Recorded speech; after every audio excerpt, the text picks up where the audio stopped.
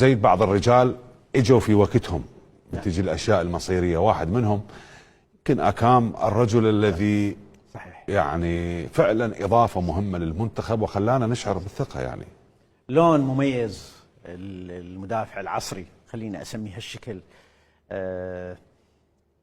ابرز ميزه باكام يمكن انه اداءه هو اللي ينطق.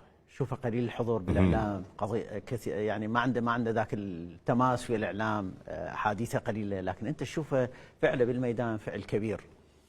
وحتى بتحولاته بين الانديه اللي لعب لها، انت شفت اكام ترك البصمه وترك الاثر وقدم الاضافه الغنيه وحافظ على مستواه في تصاعد الى حد انه احنا لما نحكي عن مشكله العمق الدفاعي بالمنتخب العراقي خلال سنوات ونعدد حوالي 20 او 25 او 30 لاعب، انا اتحدث ثنائيه العمق بالمنتخب العراقي اللي تم استبدالهم وما استقرينا على هذين الموقعين بالذات.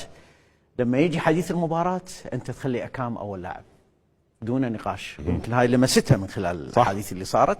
هذا ياكد انه هذا اللاعب وصل الى مرحله انه يكون نجم حقيقي، يذكرنا بالنجوم الكبار بالجانب الدفاعي، وايضا هو يعني مشروع للاعب كبير حتى على المستوى يعني ربما يفوق الاطار العراقي، وبدات الصحف تتحدث عنه. يعني انا اليوم لما كنت اشوف المباراه كنت اتخيل انه من سيكون الفارس الاوحد بهذه المباراه. صار عندي اكثر من لاعب طبعا، واحد من عندهم اكام، وهو استحقاق لهذا اللاعب.